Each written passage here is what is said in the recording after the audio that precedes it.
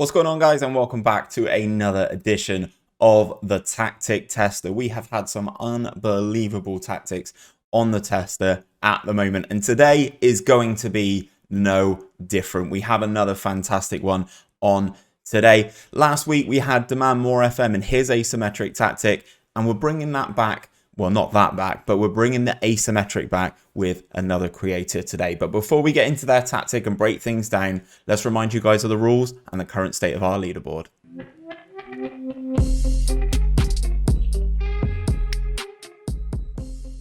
So guys, just a quick reminder of the rules. All tactics must have a proven record of success or achievement. All tactics will use the same team and fixtures for the test. That will be done with Arsenal.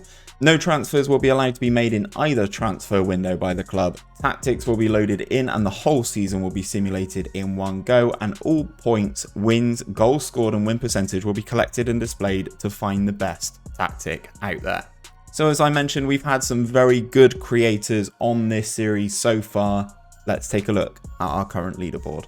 So then guys, here is our current top 10. Last weekend we had Demand More FM on with his 3-2-2-1-2 asymmetric formation. It did finish third in the Premier League. Got himself 83 points, 139 goals scored, 63 goals against, 2.32 goals per game, and that all important 68.33% win percentage. 𝘼𝙗𝙤𝙪 though is still at the top. Again, his was an asymmetric tactic. It won all 3 trophies, finished top of the league, 99 points in the league, scored a massive load of goals, and has that all important 85% win ratio. So let's get into it and meet today's creator. So then guys, we are back in game. We are back at Arsenal for another edition of the Tactic Tester, and this is today's tactic. This has been brought to you by Pumpster. If you aren't familiar with Pumpster, please do go into the description. All of his links will be in there. Streaming this particular formation with his London United save, a sort of Park to Prem sort of save, and I was watching a couple weeks back, and he was playing until he lost. Which is a fantastic way to do it on stream, but he was playing until he lost, and he ended up, instead of streaming for around 2 hours, I think he was still going for around 7 hours. So you guys can tell how good this tactic is in practice with someone controlling it. And what I have to say about his tactic is, for the most part, it's just so simple. We will run through it in a second, but I just love how it's a take on a 4-4-2. Obviously, it is asymmetric, which is a hot topic right now, and I am enjoying the asymmetric formations. So let's break this tactic down. He's got a goalkeeper on defend. Again, this is a lower league sort of level tactic, so it's kind of what you would expect. A wingback on support is exactly what I run for my wingbacks. No additional instructions on those. 2 centre defenders, both on defend, both coming with the standard instructions as you would expect. Then this is where it starts to change for me a little bit. Obviously, he's got a wing back on support, but actually playing left wing back rather than right back, left back, if that makes sense. So they are higher up the pitch, adding that balance. No additional instructions for those guys. Then the segundo volante. Now, this is very interesting because, as you can see at the bottom, it sort of breaks it down a little bit. I will read some of it. The segundo volante is a different from the deep line playmaker, in their role is primarily defensive one, best suited to be paired with an anchor man, but it's also different from a ball-winning midfielder. So they sit a lot deeper, but he also is running that with a deep line playmaker on support. Again, no additional instructions on there. On the right hand side, a winger on attack, coming with all these instructions as you would expect, doing the business up and down that right hand side, as he is going to be a little bit further back, so not as fully committed as the inverted winger on the other side, but also being able to get up and down that right hand side, obviously especially with the cross from byline, cross more often, and run wide with the ball and stay wider. So he will be hugging this right hand touchline. On the left hand side, inverted winger on support.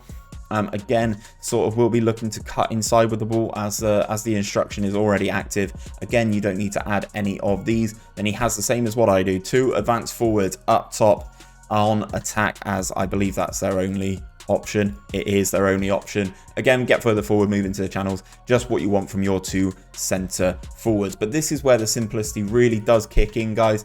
It is a custom tactical style, so you will need to set this one up yourself completely from scratch. The mentality is a positive mentality. I think that's probably the best one for me in Football Manager this year. In possession, very, very simple. Fairly wide attacking width, short passing directness, and a higher tempo. That's it. Just let the players do their thing.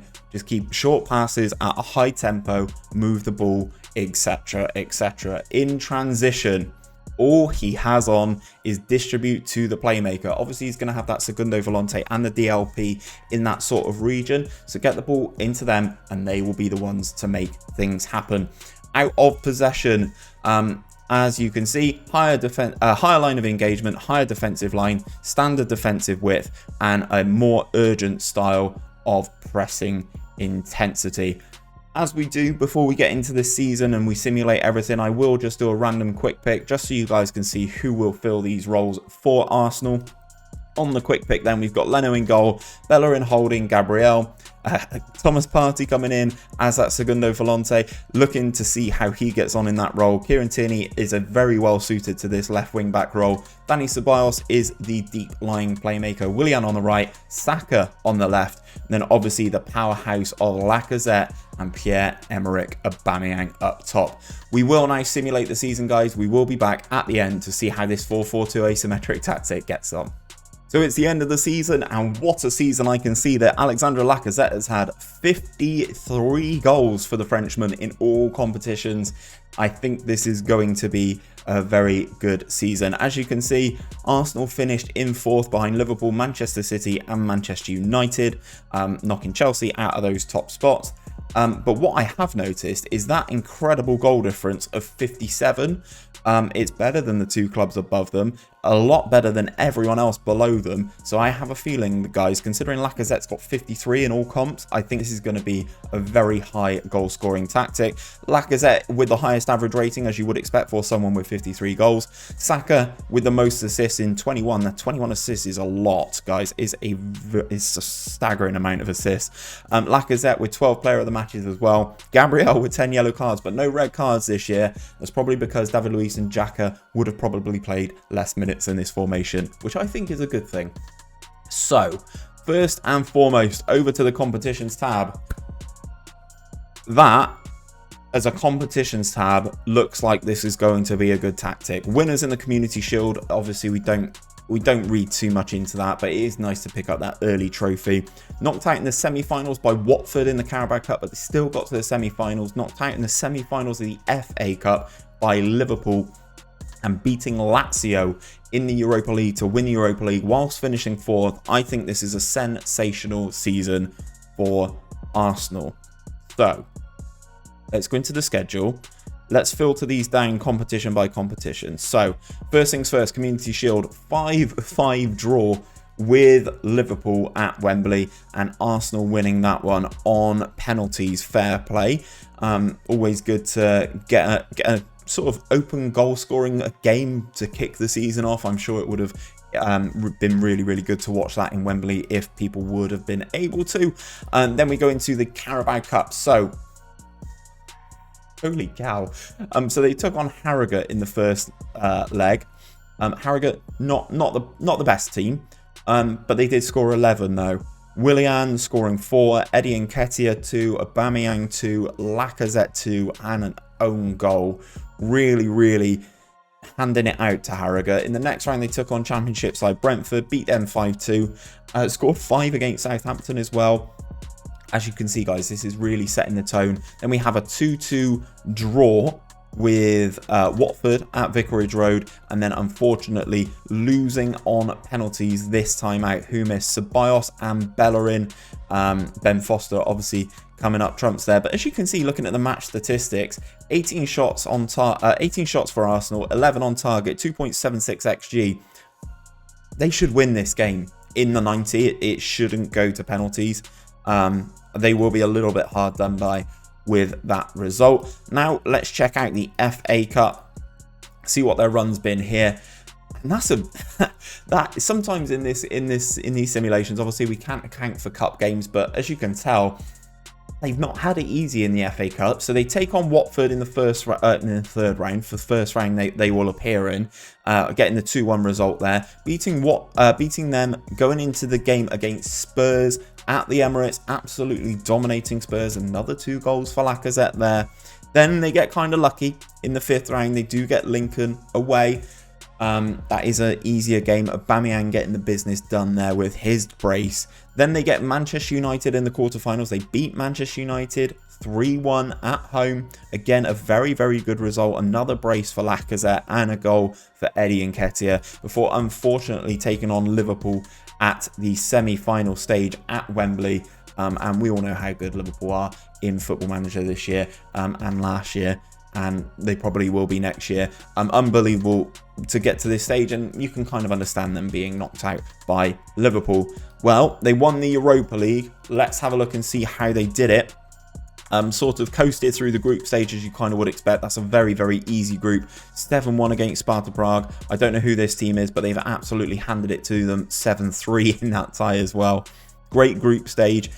Taking on Basel in the first knockout round, getting through them pretty comfortably, 7-1 on aggregate. Then taking on AC Milan and beating them in the second knockout round, 1-1 draw at home, which is a precarious position to be in. But then they go over to the San Siro and Lacazette gets the job done, winning that game 2-1. They go through 3-2 on aggregate. Fair play to them. They then take on Leicester City in the quarterfinals, 2-2 in the home leg, giving up 2 away goals, but again coming up trumps away from home. 3 away goals from them, Maitland-Niles with 2 of them, and then an 80th minute goal from 𝘼𝙗𝙗𝙪 being the deciding factor that sends them through on away goals.